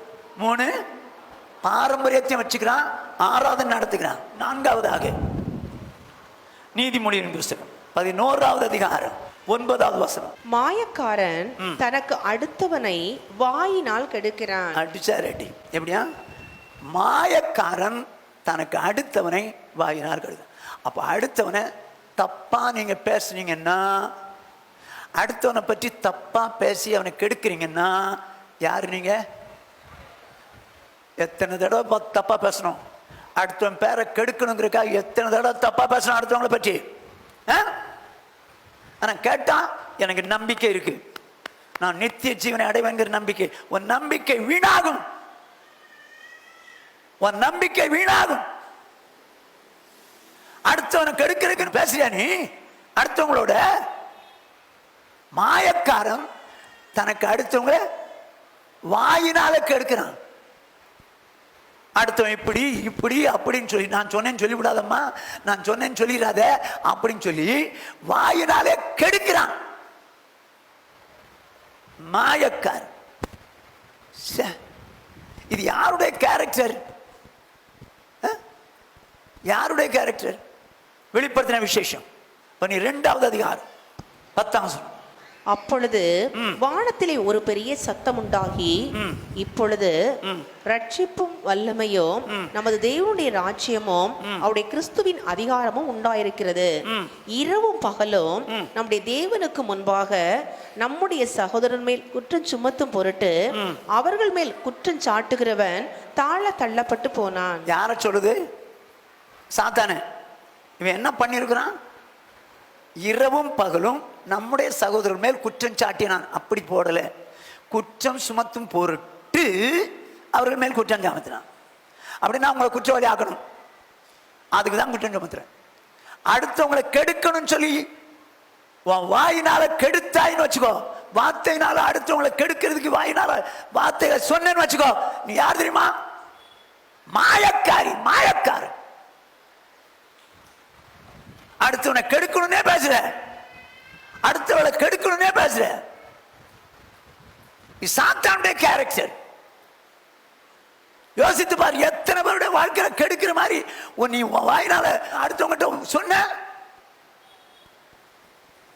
இருதயம் குத்தலியா? அப்படி சொல்லியிருந்தா எனக்கு மன்னிப்பு காட்டு, திருந்திக்க.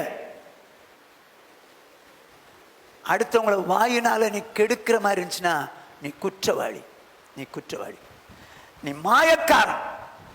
கடைசியா யார் மாயக்காரன்?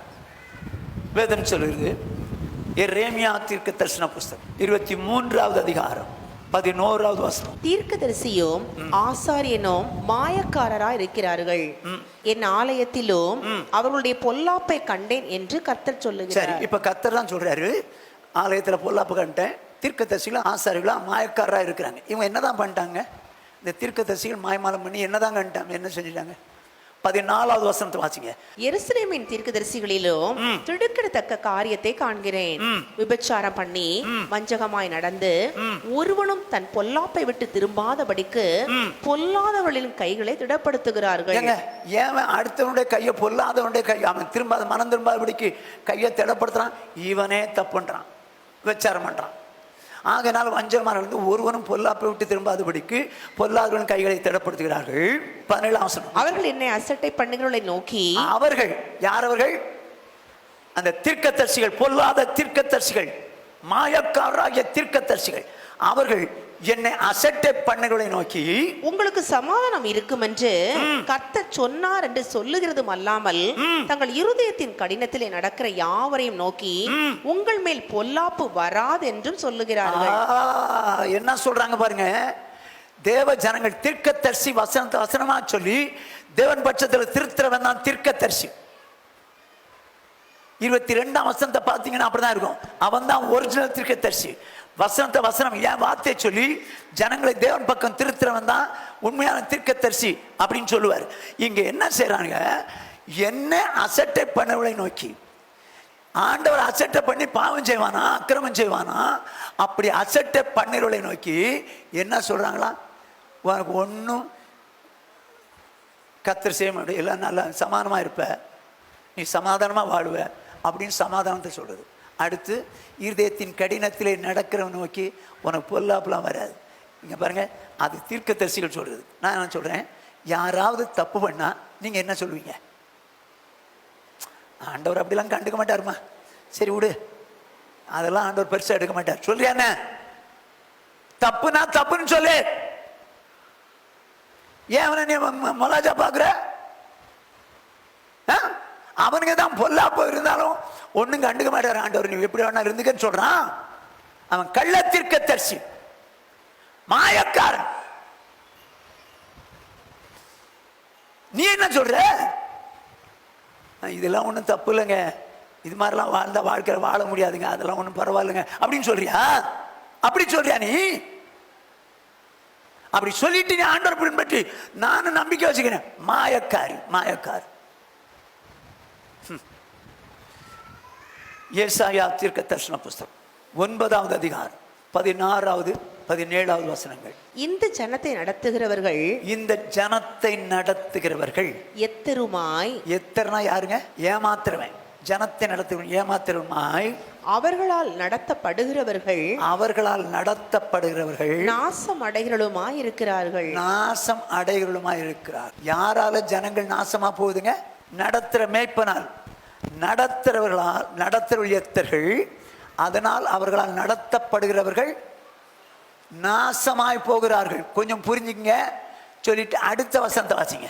ஆதலால் ஆண்டவர் அவர்கள் வாலிபர் மேல் பிரியமாய் இருப்பதில்லை, இல்லை, அவர்களில் இருக்கிற திக்கற்ற பிள்ளைகள் மேலும் விதவைகள் மேலும் இறங்குவதும் இல்லை, இறங்குவதும் இல்லை. அவர்கள் அனைவரும் மாயக்காரரும் பொல்லாதவர்களுமாய் இருக்கிறார்கள். யாரு மாயக்காரரும் பொல்லாதமா இருக்காங்க? எங்க விசுவாசிகள் அனைவரும் மாயமாலக்காரனா வாங்கிட்டான். ஏன்? எங்க பாஸ்டர் எப்படிங்க? எங்க பாஸ்டர் எப்படி? அவன் ஏமாத்துக்காரன். அவரே அப்படி செய்யறாரு, நான் செஞ்சா என்ன? விசுவாசி அத்தனை பேர் மாய்மாலக்காரனா மாறுறான். இப்போ உங்களை ஆண்டவராக இயேசுவின் நாமத்தினால கேட்கிறேன், என்னால நீங்க மாய்மாலக்காரனாய் மாறுவதற்கு நான் பொல்லாதவனாய் எத்தனா இருந்தால் தயவு செய்து சொல்றேன், ஆண்டவரே இந்த ஊழியக்காரரை எங்களை விட்டு தூக்கிடுங்க. இவனால நான் மாய்மாலம் பண்ண வேண்டியிருக்கு. அவன் அந்த ஆளு பண்ற வேலையை பார்த்தா எனக்கே கஷ்டமா இருக்குது. ஆனா அவனை எனக்கு ஊழியக்காரனா வைக்க விரும்பல. இவரை தூக்கிட்டு ஒரு நல்ல ஊழியக்காரனை போடுங்க ஆண்டவரே, ஜெபம் பண்ணு, நான் உனக்கு பெர்மிஷன் கொடுக்குறேன், நான் உனக்கு பெர்மிஷன் கொடுக்குறேன். ஆனால் நான் அப்படி மாய்மாலம் பண்ண விரும்பவில்லை. நான் எத்தனா இருக்க விரும்பவில்லை. அப்படி எத்தனா இருந்து உங்களை சபை நடத்துறதை விட நான் செத்துருவேன். ஆனால் நான் எத்தனா இருந்து மாயக்காரனா இருந்து வழி நடத்தினா நீங்க யாரா மாறுவீங்க? மாயக்காரனா மாறுவீங்க. அருமையானவர்களே, நடத்துகிற ஊழியக்காரன் மாய்மாலக்காரனாக இருந்தா இன்னைக்கு நிறைய பேர் சொல்லி கொடுக்குறாங்கங்க.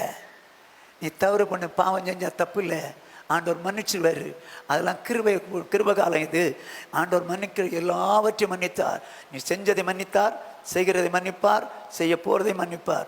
மன்னிக்கிறவராக இருக்கிறனால எந்த பாவம் செஞ்சாலும் ஒன்றும் தப்பு இல்லை சொல்லி கொடுக்குற எத்தனை பேர் இருக்கிறான். இவெல்லாம் ஊழியக்காரன, இவனை நம்பி எத்தனை பேர் பாவத்தில் போயிட்டாங்க. 5 விதத்தில் மாய்மாலம் பண்ணுறாங்க. மாயக்காரனுடைய நம்பிக்கை அழியும். மாயக்காரன் கர்த்தருடைய சன்னிதானத்தில் சேர மாட்டான். மாயக்காரன் யாரு? பாவம் செஞ்சுக்கிட்டு நீதிமான் மாதிரி காமிக்கிற. 2வது, அசுத்தமான எண்ணங்களை மனசில் வச்சு தியானிச்சுக்கிட்டு நீதிமான் மாதிரி வாழ்றவன். 3வது, பாரம்பரியங்களை வச்சுக்கிட்டு ஆராதனை பண்ணுறவன். 4வது, அடுத்தவங்களை வாயினால் கெடுக்கிறவன். 5வது, தப்பு பண்ணாலும் பரவாயில்ல, ஆண்டவர் ஒன்று கண்டுக்க மாட்டாருன்னு சொல்கிற ஊழியக்காரனோ இல்லை அடுத்தவனோ மாய்மாலக்காரன். நீங்கள் அப்படி மாய்மாலம் பண்ணிடாதீங்க. கடைசி ஒரு வசனத்தை சொல்லி, நீதிமொழிகள் 30ஆம் அதிகாரம் 7வது 8வது வசனம். 2 மனு உம்மிடத்தில் கேட்கிறேன். இப்போ அந்த மனுஷன் தேவனிடத்தில் கேட்கிறான், 2 மனு உம்மிடத்தில் கேட்கிறேன், நான் மறிக்கும் பரியந்தமோ அவைகளை எனக்கு மறுக்காமல் தாரும். நான் சாகிற வரைக்கும் அது மாதிரி எனக்கு தந்துருங்க ஐயா. நான் பாதி தூரம் வந்துட்டேன், மீதி தூரமும் மறிக்கிற வரைக்கும் எனக்கு அந்த 2 மனுவை எனக்கு தாங்க, மறுக்காம தந்துருங்க. என்ன மறுக்காம கேட்கிற வார்த்தை? மாயையையும் பொய் வசனிப்பையும் எனக்கு தூரப்படுத்தும், தரித்திரத்தையும் ஐஸ்வர்யத்தையும் எனக்கு கொடாதிருப்பீராக. 2 காரியம் கேட்கிறார். மாய்மாலமும் பொய்யும் என்னை விட்டு தூரப்படுத்தீங்க, தரித்திரமும் ஐஸ்வர்யமும் எனக்கு வேணாம். இந்த 2 மனு மட்டும் கேட்குறேன். இந்த 2 மனு கேட்குறேன். இப்போ நாம விசுவாசிகள், அவன் 2 மனு கேட்டான். நம்ம 2 மனு கேட்கலாமா இல்லை ஒரே மனுவை கேட்கலாமா? 2யுமே கேட்கலாமா? என்ன கேட்கலாம்? இன்னைக்கு சப்ஜெக்ட் படி மாய்மாலத்தை என்னை விட்டு தூரப்படுத்து. அவன் கேட்குறான், மாயையும் பொய் வசனிப்பையும் என்னை விட்டு தூரப்படுத்து. நான் இன்னைக்கு பொய் சொல்கிறத பற்றி சொல்லலை, மாய்மாலத்தை பற்றி சொன்னேன். இப்போ என்ன செய்யலாம்? ஆண்டவரே, இந்த மாய்மாலத்தை என்னை விட்டு அகற்றுங்க. 5 விதத்தில் மாய்மாலம் பார்த்தோம். என்னென்ன மாய்மாலம் எப்படி எப்படி பண்ணுறாங்கன்னு பார்த்தோம். ஆண்டவரே, எனக்கு இந்த மாய்மாலம் வேண்டாம் ஆண்டவரே, மாய்மாலத்தை என்னை விட்டு அகற்றுங்க, என்னை விட்டு அகற்றுங்க, என்னை ஒப்பு கொடுக்குற ஆண்டவர். எல்லாம் கண்களை மூடலாமா? முதலாங்கால் படிக்கலாமா? ஆண்டவர் நோக்கி பார்க்கலாமா? ஆண்டவரே, அந்த தேவனுடைய மனுஷன் 2 விண்ணப்பம் பண்ணான். நான் இந்த காலை வேளையில் ஒரே ஒரு விண்ணப்பம் பண்ணுறேன், எனக்கு மாய்மாலம் வேண்டாம் ஆண்டவரே, நான் தப்பு பண்ணிட்டு தப்பு பண்ணாதும் போல நடக்கக்கூடாது, தவறான ஆண்டவரே எண்ணங்களை மனசில் வச்சு தியானித்து தியானித்து தியானித்து வாழ்ந்துட்டு நீதிமான் மாதிரி நான் காட்சி எழுதிடக்கூடாது. ஐயோ, நான் வெளியே போய் பாரம்பரியத்தை இங்கே வந்து சுத்தமுள்ள மாதிரி நான் ஆராதனை பண்ணி மாய்மானக்காரனை மாறிடக்கூடாது. ஐயோ, அடுத்தவங்களை என் வாயினால கெடுத்து நான் மாய்மாலக்காரனை மாறிடக்கூடாது. மனுஷன் தப்பு பண்ணும் போது பரவாயில்ல, அது ஒன்றும் தப்பு இல்லை, இது ஒன்றும் தப்பு இல்லைன்னு சொல்லி அவங்கள நாங்கள் பேசிவே பண்ணி அவங்க தப்பான வழியில் நடத்திடக்கூடாது. என்னை மன்னிச்சிருங்கப்பா, நான் இது வரைக்கும் எப்படி எப்படி இல்லாமல் இருந்துட்டேன், என்னை மன்னிச்சிருங்க, என் மாய்மாலத்தை என்னை விட்டு அகற்றுங்கப்பா, என்னை விட்டு தூரப்படுத்துங்கப்பா, என்னை விட்டு தூரப்படுத்துங்க. நான் இன்னைக்கு உங்களிடத்தில் விண்ணப்பம் பண்ணுறேன், எனக்கு மாய்மாலம் வேண்டாண்டவரே, எனக்கு மாய்மாலம் வேண்டாண்டவரே, என்னை அர்ப்பணிக்கிறேன். மாயக்காரனுடைய நம்பிக்கை அழியும். மாயக்காரன் தேவனுடைய சன்னிதானத்தில் சேர மாட்டான். நீ நம்பிக்கை கொண்டிருக்கிற நம்பிக்கை கரெக்டான், நித்திய ஜீவனை பெறுவேன் என்பது நம்பிக்கை வைத்திருக்கிறது கரெக்ட். ஆனால் மாய்மாலம் பண்ணிக்கிட்டே நம்பிக்கை வைத்திருந்தால் மாயக்காரனுடைய நம்பிக்கை அழிந்து போகும். மாயக்காரனோ தேவனுடைய சன்னிதானத்தில் சேர மாட்டான். வேண்டாண்டவரே, மாயக்காரனாய் மாயக்காரியாய் என் வாழ்க்கையில் இருக்காதபடி என்னை இந்த காலவெளியில் மனப்பூர்வமாக ஒப்பு கொடுக்குறோம். மாய்மாலத்தை என்னை விட்டு தூரப்படுத்துவீராக, தூரப்படுத்துவீராக அர்ப்பணிக்க. எல்லாரும் அப்படி ஆண்டோட்டு கேட்கலாமா? ஏங்க, நீங்களும் நானும் நித்திய ஜீவன் உண்டு என்று நம்புகிறோங்க. அதனால தான் தேவனை அறிகிற அறிவில் வர்றதுக்கும் விசுவாசத்தின்படி அதை நடப்பதற்கும் வசனங்களை கேட்குறோம். ஆனால் அதை கேட்டுட்டு நம்ம மாய்மாலம் பண்ணால் வேஸ்ட் ஆயிரும். ஆண்டோட்ட மனப்பூர்வமாக சொல்லுவோம். எங்களை நேசிக்கிற எங்கள் மகா பரிசுத்தமுள்ள எங்கள் பரலோக பிதாவே, உம்முடைய பரிசுத்தமுள்ள நாமத்தை வாழ்த்தி ஸ்தோத்திரிக்கிறோம். கிருபையும் இரக்கமுள்ள தேவனையும் ஸ்தோத்திரிக்கிறோம்.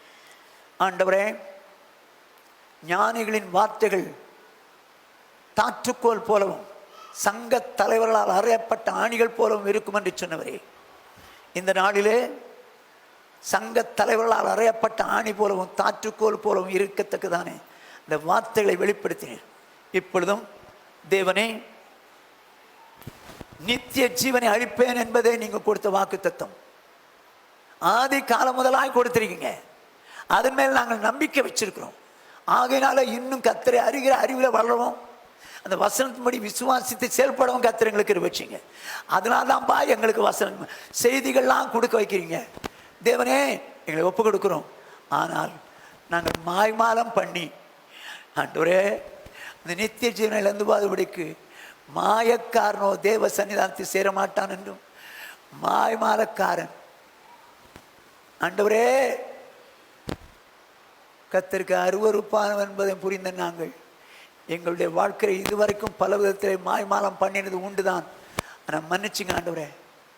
இப்போ யாராவது பாவத்தோடு கூட இருந்துக்கிட்டே மாய்மாலம் பண்ணிட்டு நானும் நீதிமான் தான், நானும் பரிசுத்தவாட்டி தான் காட்சி அளிப்பாங்கன்னா அவங்களை கர்த்தர் சந்திப்பீராக. அசுத்தமான எண்ணங்களை மனசில் வச்சு வச்சு வச்சு வச்சு தியானிச்சு அசுத்தமானதே எண்ணிக்கிட்டு இருக்கிற யாராவது இருந்து அவங்க நாங்கள் நீதிமான்கள் தான் என்று காண்பிப்பார்களானால், அப்படிப்பட்டவர்கள் அசுத்தமான எண்ணங்கள் இன்றைக்கு அவள் மனம் திரும்பி அவரை விட்டு விலகுவார்களாக. ஆண்டவரே, எங்களுக்கு பாரம்பரியம் வேண்டாம் ஆண்டவரே. பாரம்பரியத்தை வச்சுக்கிட்டே நாங்கள் ஆராதனை பண்ணா ஆண்டவரே, அது நாங்கள் மாயக்காரன்னு வேதம் சொல்லுது. அப்படிப்பட்ட ஒரு வாழ்க்கை எங்களுக்கு வேண்டாம். அதே நேரத்தில் மற்றவர்களை நாங்கள் குற்றவாளியாக தீர்க்கும்படி எங்கள் நாவினாலே மற்றவங்களை கெடுக்கிறோமே, எங்களுக்கு பிடிக்காதவங்களெல்லாம் மற்றவங்களை குற்றவாளின்னு சொல்லி அவங்கள கெடுக்கிறோமே, அப்படி செய்கிறதுனால நான் மாயக்காரனாக மாறுறேனே. வேண்டாம்ப்பா, அப்படிப்பட்ட காரியங்களை விட்டு விலகுவதாக. அதே நேரத்தில் தப்பு பண்ணுறவங்களே ஆண்டவரே நாங்கள் கண்டிக்கட்டும். அது ஒன்றும் பரவாயில்ல, இது ஒன்றும் பரவாயில்லன்னு சொல்லி அவங்கள நாங்கள் பேசிவி பண்ணி அவங்கள ஆண்டவரே எப்படியோ நடத்தி விடாதபடிக்கு எங்களை பாதுகாத்து கொடுங்க. இந்த மாய்மாலத்தை எங்களை விட்டு தூரப்படுத்துவீராக. வந்து எல்லாரையும் ஆசீர்வதித்து அனுப்புங்க. இயேசுவின் நாமத்தில் பிதாவே. என் ஆத்துமாவே கர்த்தரை ஸ்தோத்திரி, என்னுடைய பரிசுத்த நாமத்தை ஸ்தோத்திரி. என் ஆத்துமாவே கர்த்தரை ஸ்தோத்திரி, அவர் செய்த சகல உபகாரங்களை மறவார். ஆமாம். நம்முடைய கர்த்தராகிய இயேசு கிறிஸ்துவினுடைய கிருபையும் பிதாவாகிய தேவனுடைய அன்பும் பரிசுத்த ஆவியானுடைய ஐக்கியமான அன்யோன்யமானதும் சமாதானமும் இன்றும் என்றும் நம்மனவரோடும் உலகிலுள்ள சகல பரிசுத்தங்களோடு காப்பதாக. ஹல்லேலூயா, ஹல்லேலூயா, ஹல்லேலூயா. கர்த்தர் உங்க எல்லாரையும் ஆசீர்வதிப்பாராக.